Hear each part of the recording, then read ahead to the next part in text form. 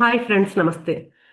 తిరుప్పావైలోని 10వ పాసురంలో ఆండాళ్ మాత అప్పటికే వ్రతం పూర్తి చేసిన ఒక గోపికను ఇలా మేల్కొలుపుతున్నారు. నువ్వు వ్రతం చేసి శ్రీకృష్ణుని దివ్య అనుభవాన్ని పొందావు కదా. ఇప్పుడు లేచురా అమ్మా, తలుపు తెరువు. తలుపు పూర్తిగా తెరవకపోయినా సరే కనీసం నోరు తెరిచైనా పలకొచ్చు కదా.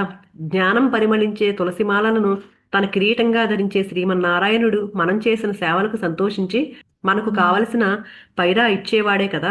ఒకనాడు భూమిపై అవతరించి రామావతారంలో కుంభకర్ణుని సంహరించాడు. ఆ కుంభకర్ణుడు తన అపార నిద్రను నీకు కానుకగా ఇచ్చాడేమో, అందుకే ఇప్పుడు ఇలా నిద్రపోతున్నావు. ఇప్పుడైనా మేలుకో. నువ్వు మాకు శిరోభూషణం లాంటి దానివి. ఆలస్యం చేయకుండా చేరి మా వ్రతాన్ని సంపూర్ణం చెయ్యాలి. అందుకని నీ యోగ నిద్రను విడిచిపెట్టి రా అమ్మా అని ఈ 5వ గోపికను మేల్కొలుపుతున్నారు.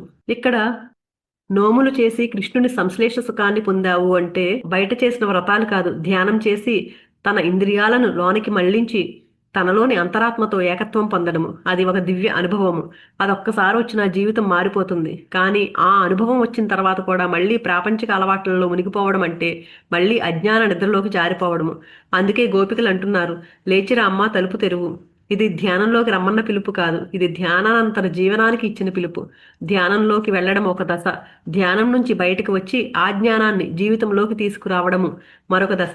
పూర్తిగా మేల్కోలేకపోయినా సరే, పూర్తి స్థిరత్వం రాకపోయినా సరే కనీసం నోరు తెరువు అంటున్నారు. అంటే నువ్వు పొందిన జ్ఞానాన్ని దాచుకోకు, నీ అనుభవాన్ని మౌనంగా నీ లోపలే ఉంచేసుకోకు. నీ లోపల వెలిగిన వెలుగును మాటలుగా, బోధగా, దారిగా ఇతరులందరికీ అందించు అని చెప్తూ ఇక్కడ ఆండాళ్ మాత మనకు ఒక ముఖ్యమైన విషయాన్ని చెప్తున్నారు.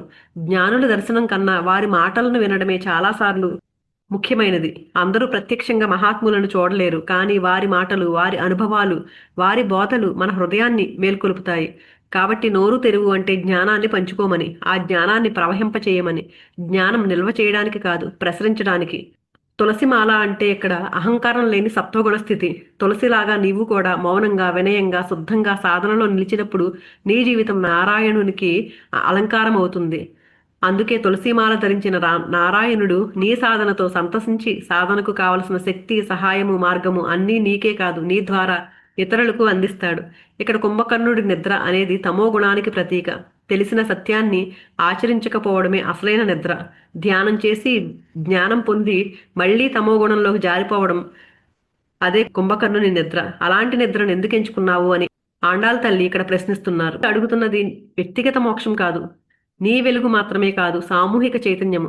నీవు మేల్కొంటే ఇతరులు మేల్కొంటారు. నీ మాటల ద్వారా ఇతరుల నిద్ర కరుగుతుంది. అందుకే వారు అంటున్నారు, నీవు మా గోష్ఠికి శిరోభూషణము, నువ్వు లేకుండా మా సాధన పూర్తి కాదు. అందుకే యోగ నిద్రలో మునిగిపోకు. ధ్యాన అనుభవాన్ని ప్రాపంచికతలో కలిపి జీవించు. జ్ఞానాన్ని దాచుకోకు, పంచు, ప్రవహింపచేయి. ధ్యానం ద్వారా జ్ఞానము, జీవితం ద్వారా జ్ఞాన ప్రసరణ, ఇవి రెండూ కలిసినప్పుడే ఆ వెలుగు పూర్తవుతుంది. కాబట్టి ఇక ఆలస్యం వద్దు, యోగ నిద్రను విడిచిపెట్టు. తెలిసిన సత్యాన్ని వాయిదా వేయొద్దు. ఇప్పుడే మేల్కో, ఇప్పుడే సాధనలోకి రా, ఇప్పుడే జీవితంలో ఆచరణ చెయ్యి. ఇదే ఆండాళ్ మాత ఈ తిరుప్పావై సందేశము. Thank you.